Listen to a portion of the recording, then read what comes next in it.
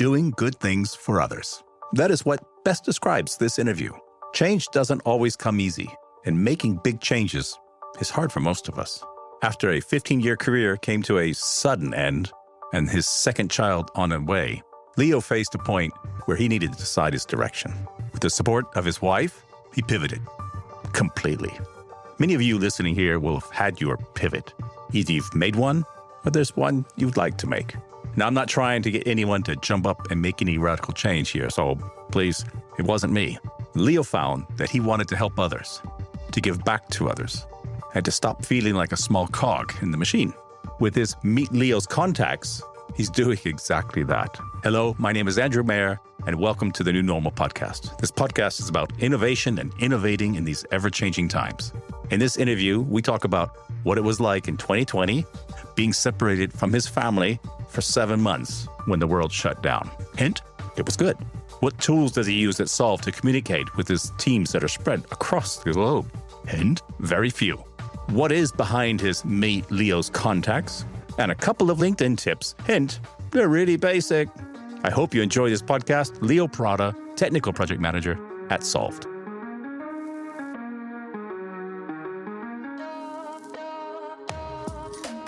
Leo, thank you for being here on the podcast, My New Normal, where we talk about how people use the internet to communicate, to work, or to entertain each other, or to do podcast interviews like we are today using Zoom. I wanted to start with something. It was in 2020 when you were separated from your family. I believe you were in Argentina and your family was in Croatia for 7 months. How did you keep in touch with your family for 7 months? Yeah, first of all, thank you for having me. When you look back, you think in the end it wasn't so bad. My wife had lost her job in February of 2020, and she's from Croatia. And I said, we agreed, maybe it would be better if now you go visit your family in Croatia, and then when you come back, you start looking for a job, and then, the whole thing. Because she hadn't been there for like a year, and I said, I think that's perfect timing. So she went there like 28th of February, and by the 1st of March, 3rd of March, something like that, Argentina decided to close all of its borders to anyone, Argentinian people, foreigners, anyone. So my wife and my son, they went to Croatia for 2 months, I think it was, or the original plan was 2 months. And then she would come back. He would go back to kindergarten. And then they closed the whole thing down. And it turned out to be about 7 months. Yeah, they came back in September 2020. But like I said, it was a blessing because if they would have been here, we would have been the four of us. I have a daughter also she's 15 and the little one is 5. We would be the four of us in the same apartment. You couldn't go out because Argentina had one of the strongest and longest lockdowns. You couldn't go out except for groceries for about 5 months. And that would make it really difficult. I would have my Zoom communications for work. My wife would be interviewing for work. The little one would have kindergarten at Zoom, and my daughter would have school. In the end, it was just my daughter and me here, and the little one and my wife were in Croatia, and Croatia had a really mild lockdown for about a month or less. So he planted potatoes with his grandma. Then he plucked the potatoes and ate them. The whole cycle of life he spent in Croatia. And I think it was very good for him because instead of being 7 months in an apartment lockdown, he got to do all these countryside things. They went to the beach. So it was difficult for us to be apart because communication with the little one especially, he doesn't like to talk to the other people on WhatsApp or whatever on video. So when he's in Argentina, he's reluctant to talk to the family in Croatia. And when he's in Croatia, he didn't want to talk to me at all. He's quiet. It's like, why are you there? So that's his way of protesting this type of communication. We were using mainly Viber and WhatsApp, depending on the day, because sometimes, usually people from Europe, they use Viber. I discovered like you have WhatsApp for Latin Americans, Viber for Europeans, and Facebook Messenger for the States. I have all three of them because I have people in those countries, but not all of them use it. No, all of them. I was thinking about this type of communication. When I was growing up, I remember when we lived in Ecuador back in 88, And the type of communication with my family, my grandma and so on, was an audio cassette. We would record in an audio cassette what is happening like the last 2 weeks, and then we would mail it, and they would take a month to get here in Argentina. And then my grandma would record on the side A. She would record the news, what's going on with the family, and on the side B, she would record part of the radio, any radio station, so that we can listen to something from home. And I think internet has done a great deal. Well, look at you and I here today. I'm sitting here in Germany. I'm an expat from the United States. You're from Croatia, sitting in Argentina. And with a click of a button, you and I can get on a call here, a conversation. It's amazing, yeah. It's wonderful. Sometimes it's difficult for, we have Skype. We have a Skype subscription for unlimited landlines so that my wife can call grandma, who doesn't own a computer. And then we call, and then you hear a grandpa in the background saying, hey, hang up, it's going to be a lot of money. And for him, it's really difficult to understand. So your day job is from the company called Solved. First off, what is Solved? Solved it started out as a quality assurance software company because all of the founders come from that arena. And they wanted to create a company that accompanied them on what they're doing. And they actually built some products. Some are paid, some are open source, which they didn't see in the market. So we have some products which are really cool and help out QA testers and test automation. And then apart from that, they saw that they could provide more service to the customer. So it developed into a software development company as well. When I started about a year ago, I was really excited because it looked like a good company, and it was 250 people. And now a year after that, it's 450, and I still think it's a really good company. So I think it was a good decision for me. Going back to what we talked about, communication, this is something that I found I like in life. When I look back, I worked for 15 years in a construction company. And then I got fired. And then after that, I came to programming and the software world. And I realized how everything before in life prepared me to what I do now. Because in the construction company, I was working as an information hub. So I was in contact with everyone within the company and everyone within the customer. And right now at Solved, I work as a project manager. And that's exactly it. In university, I studied sworn translation. And I think that mindset of building bridges, like from one language to another, or developers and business people from the customer, you have to translate those things into something the other one understands. And it took me a while to understand why that happened, because I had this job for 15 years in the construction company, and my father worked all his life in this construction company. So when I got fired, it was like, I don't know, my family fired me, something like that. It was really deeper than just getting fired. And I couldn't understand it. But now when I look back, I'm really grateful that I was fired, because I got this opportunity. My wife also has a big deal in it, because when I got fired, I had severance pay of 15 paychecks. So I had the money, I had the time. And she said, I see that you want to do this programming course. Go do it. Now is the time. When else? So I think also I was lucky to have her on my side to kind of push me, because everybody talks about get out of your comfort zone. You know, everybody's talking about that. And sometimes you don't choose. They kick you out of your comfort zone, and you have to figure out what to do. You're working for Solved, or you're coordinating projects with an international team. You told me before we started recording, clients are somewhere in the world. Doesn't really matter. You're sitting in Argentina. I'm guessing you almost never have a face-to-face meeting with people that you're working with? So far, I haven't. Yeah. So we have like different engineering hubs. One is in Belarus. The other one is in Ukraine. One in Argentina, one in the States. And then we have also smaller hubs like Brazil, Mexico, Poland. So people are everywhere. So what are the communication tools you mostly used during your business day? You know, there are companies that love having meetings. And I remember in one company I worked before, one of the guys said, if we meet all the time, when do we work? So we try to have like we work on agile methodology. So we have the daily meetings, we have the meetings with the customers like once a week. And for those who use Zoom, and I personally, when I'm leading a team, I try to keep people as offline as possible. And this is especially true with developers. They don't like to talk. So Slack is a lot better for them. I know that many times I've been like a hero of the project saying, I have a concurring meeting. Please send me your updates here in Slack. And I could feel the energy, like happiness. So it's between Slack and Zoom is mostly what you guys use. Yeah. And email, for instance, for the first 6 months, I think I got like 2 emails, like the updates from human resources, and that was it. And I've noticed that a lot of people are moving away from email.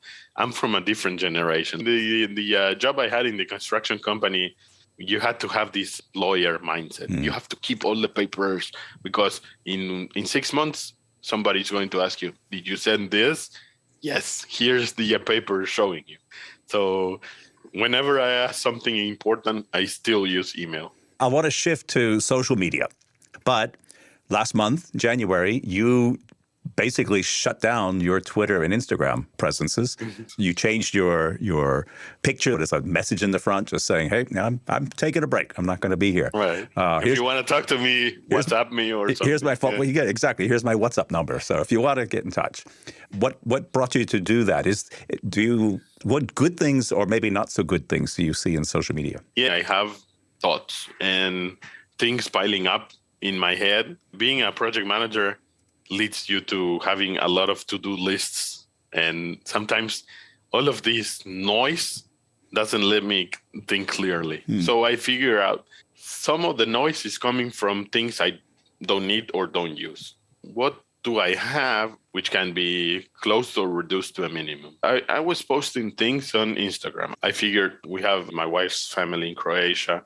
With them, we communicate either with Viber or WhatsApp, and we send pictures. I don't need to post it on Instagram. I had 500 people who I rarely talk to. I opened up my Facebook in 2008, I think. Then you start adding, guys from first grade. You know how it goes. And you haven't spoken to them in 30 years. I figure out this is something I can remove from all the noise I have in my head and see if it works for me. The same with Facebook. Twitter, I think I closed entirely because Twitter was the one which brought me the less benefits. I would only go to Twitter to rant about my electricity bill like everyone else, right? Because Twitter, usually if you rant, you're not going to rant in LinkedIn, right? Where your colleagues see it. You go rant somewhere else.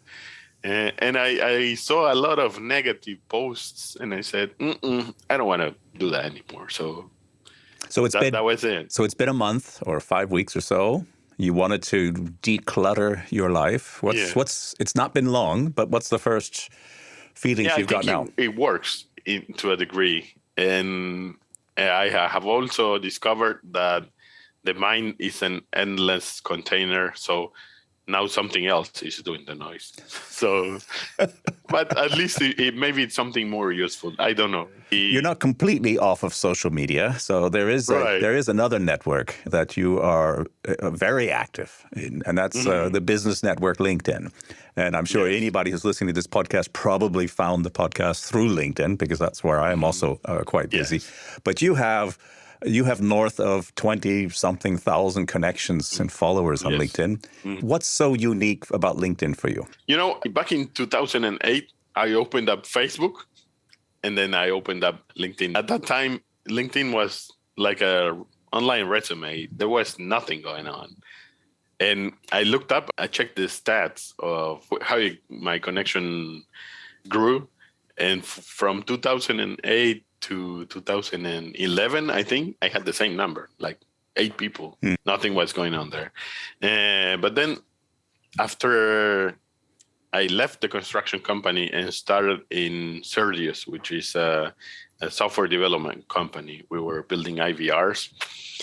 I started there as a project manager and QA, testing the applications.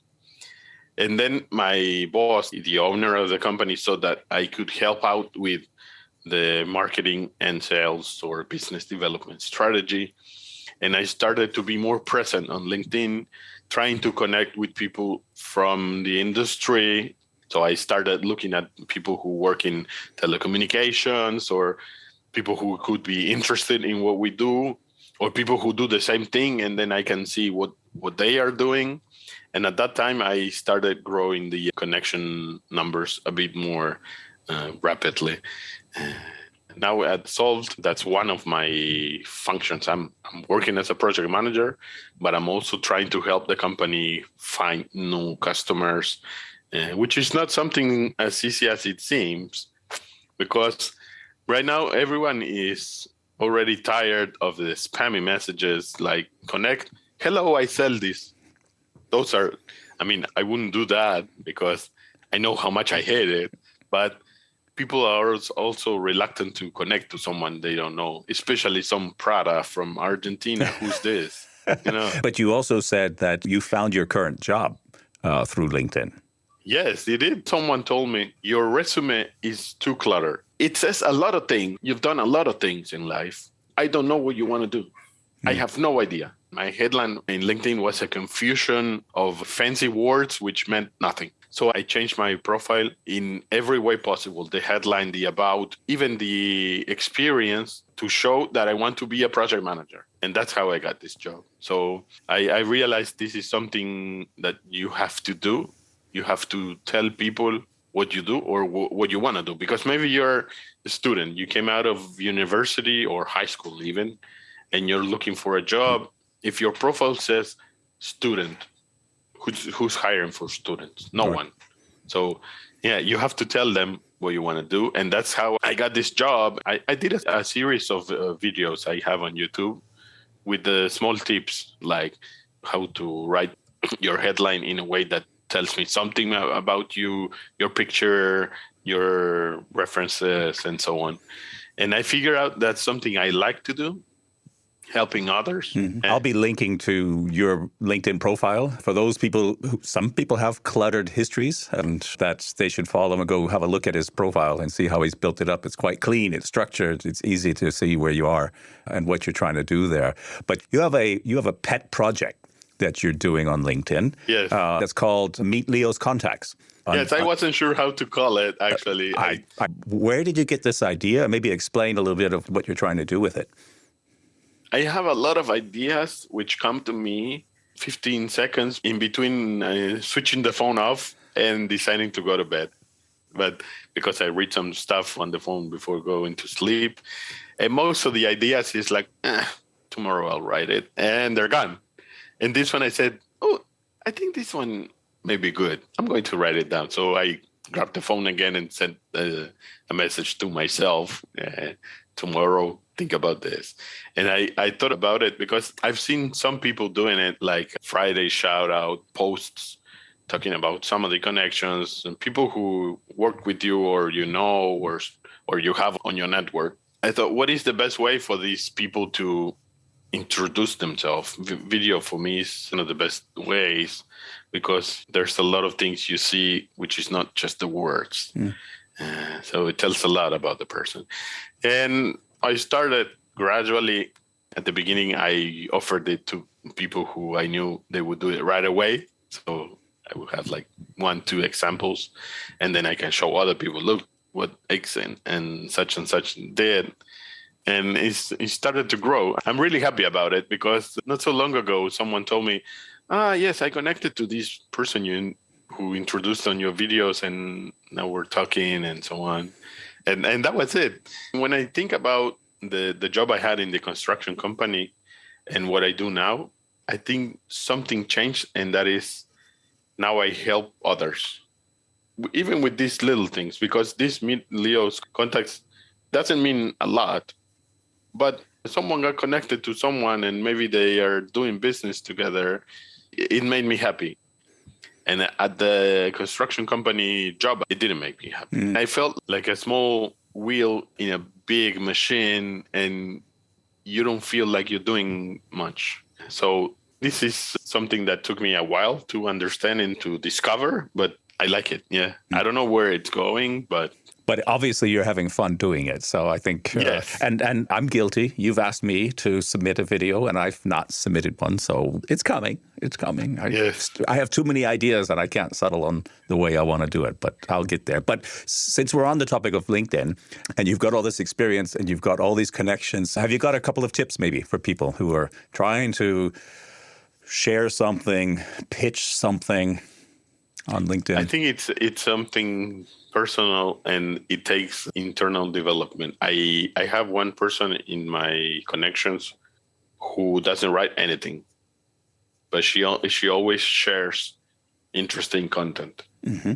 Sharing content in LinkedIn is known to be a dead end because that gets seen by like 20 people. I was doing that at the beginning also. After the initial resume only phase, I started looking at what others do. Oh, look, this is interesting. I'm going to share it. Like on Facebook, because on Facebook you would share something and people see it, you get some reactions, you get to talk about it. And LinkedIn, it doesn't work that way. So then I figured out, okay, so Andrew posted something interesting. I'm going to use that idea and post something myself, like not like stealing the idea, but if I have a thought, then I will write my thought about it and then probably mention I saw this post and I got the idea started from this. And I think that's what made my LinkedIn a bit better. When you are yourself and when you talk about things that you feel not just work related, because I post all kinds of things. And I think moving away from this Instagram perfect lunch picture, but also talking about how it's difficult. I'm usually talking a lot about right now imposter syndrome, which is something I'm getting a lot at this point. I don't know why, but I'm sure there's a reason. I've seen that it happens to a lot of people. There's one guy, I really enjoy his content, Steve Farkham. He works in Navaya, and it's like a superhero. He even has a superhero background when he's presenting and everything. And he spoke about this too. So I'm thinking, if it happens to him and he's able to speak at conferences, and maybe I'm not that broken. I suffer from it myself.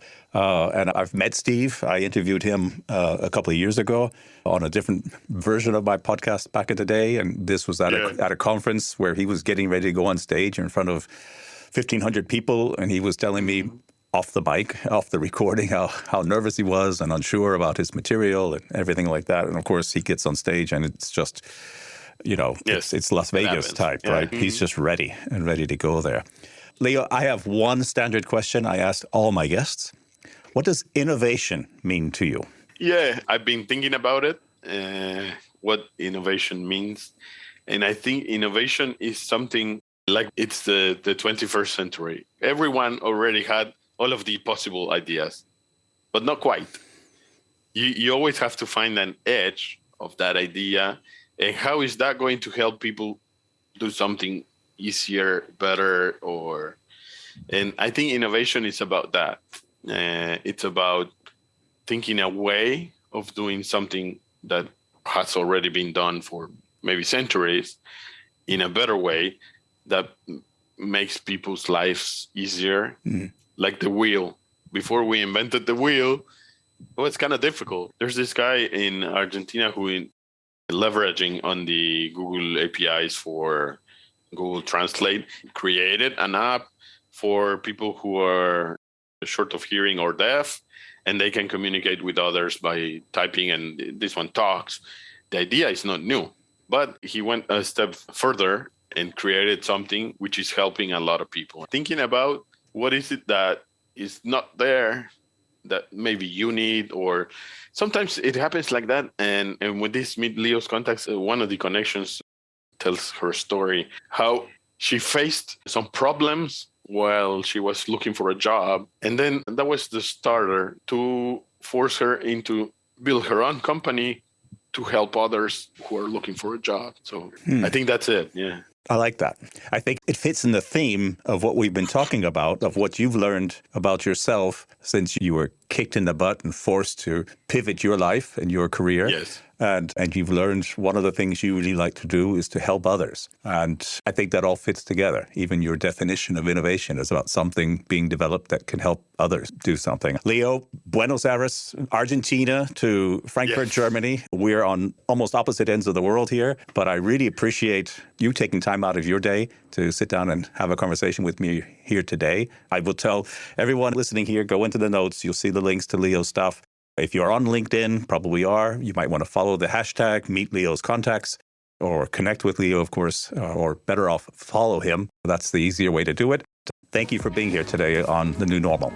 I appreciate the opportunity. I was a bit nervous, like we spoke before, about getting nervous being on stage, but this is my second podcast. I'm not so nervous as the first one. So I really appreciate the opportunity.